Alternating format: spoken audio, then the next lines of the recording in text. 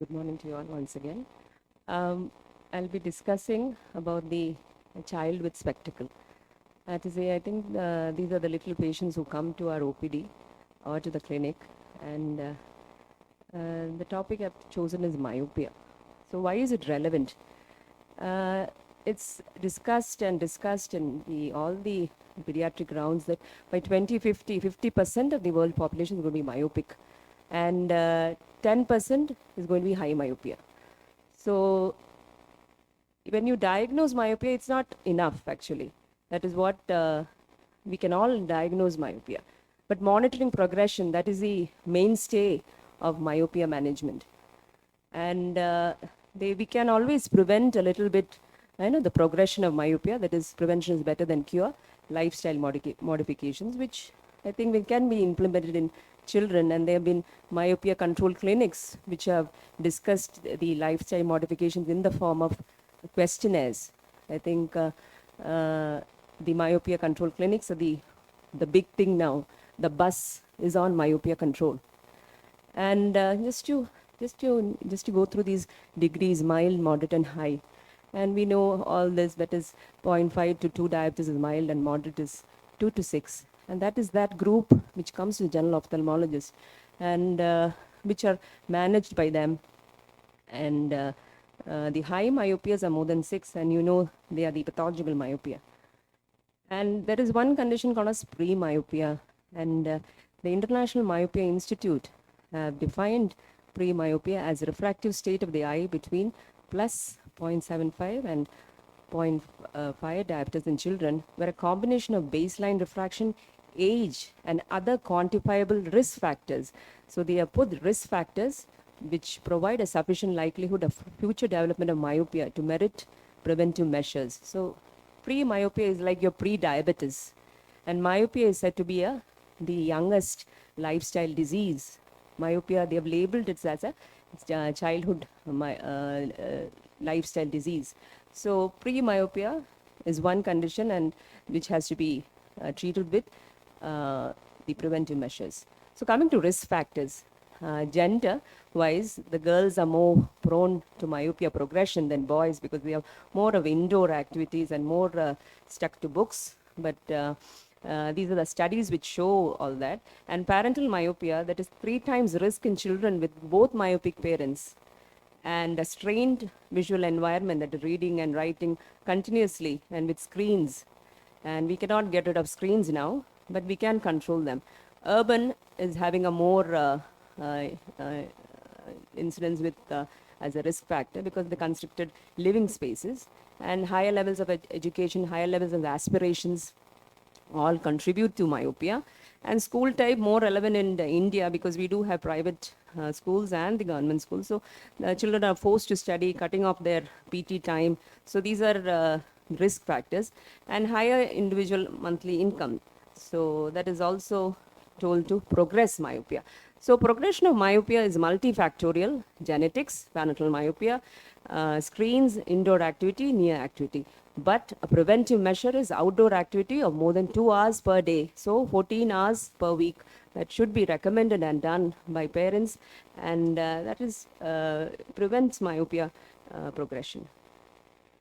So not going into details of the theory of myopia progression, but the most important concept is a peripheral hyperopic defocus, and that I'll explain. And there are other important ones: the accommodative lag, dopamine and scleral biomechanics, and feedback metroprization.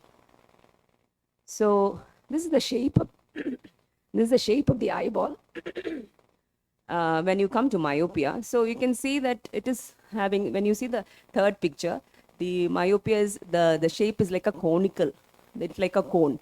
Whereas on the left hand side, it's a more normal eye, spheroid. And so the myopia, as it progresses, there's a conical element, that is, there is a posterior cone, and the cornea is also forward coned. So this is the shape. And to discuss about the peripheral defocus, in an uncorrected myopia, the central rays, as you know, will be focused in front of the retina. And look at the peripheral rays, which are more important. When you have a single vision glasses, that's the traditional lenses which we use, the peripheral rays, that is the more important aspect. Today, Leila madam was discussing about the peripheral refraction. So these rays will go behind the retina.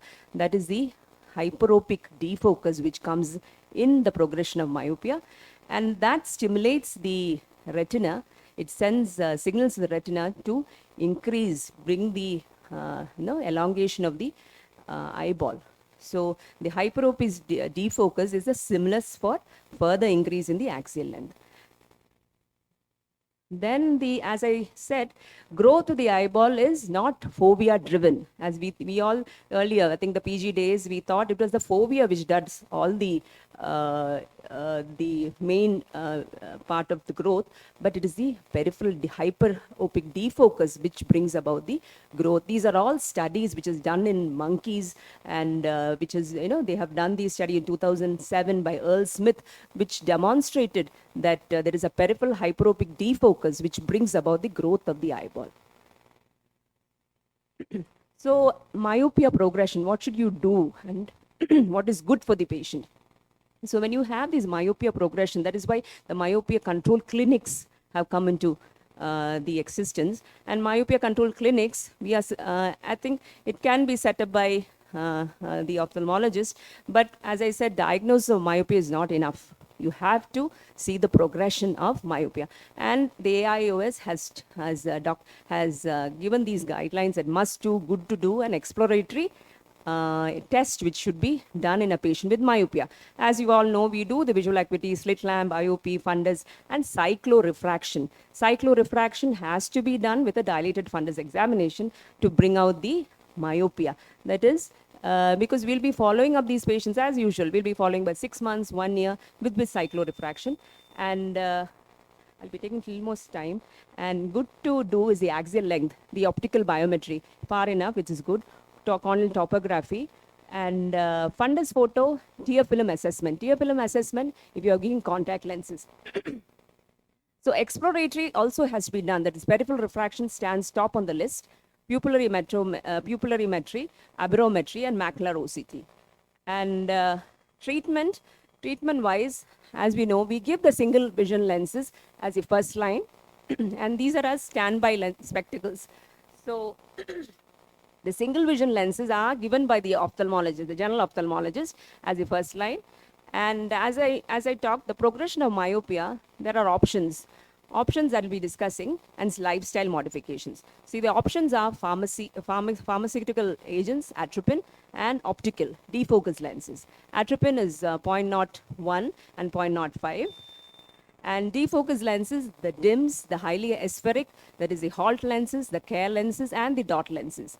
So defocus lenses, this is the picture which demonstrates the different lenses which have been used for myopia control.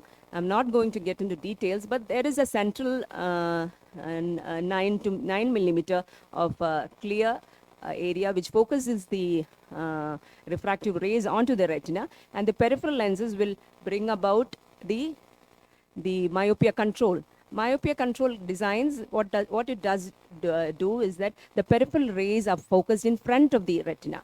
We have the rays going back in progression, but myopia control lenses will bring the rays in front of the retina, and that will stop the progression. So coming to DIMS and halt, just going to the spherical equivalent, the difference lenses, the maximum we can give is -10 in a DIMS, and a halt lenses is -12.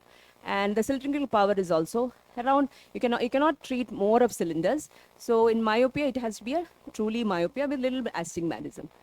And the low-dose atropine, coming to that, it is used in the progression of myopia as combination therapy, 0.01% or 0.05%. You have different myopic responders. We have the good responders, the slow responders, and the non-moderate responders.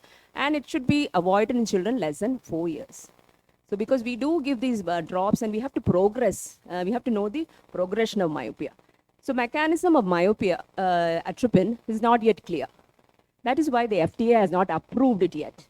And the consent is mandatory, because we are using these drops for a long duration, 1 year, 2 year, 3 year, 4 year, 5, and the studies have been going on. So the consent to use these drops is mandatory. So the myopia control clinic have to take care of all this, because we are giving this as myopia progression, not as first line treatment. If you have a progression of myopia of 0.05 diopters per year or a 0.15 millimeters of axial length growth per year, you have to document and give these drops, not simply just as a first line. It is as used as a combination therapy. And it's a non-accommodative action which brings about this control of myopia. So it can be used as once daily or twice daily. So things to apply. My last slide is when not to treat. That is progression.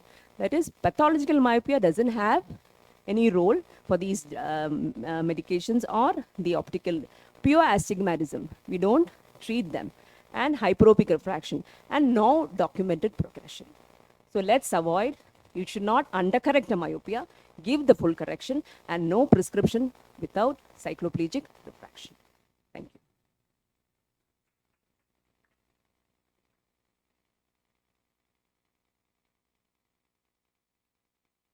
Thank you so much for that enlightening talk on a subject we all should be aware of.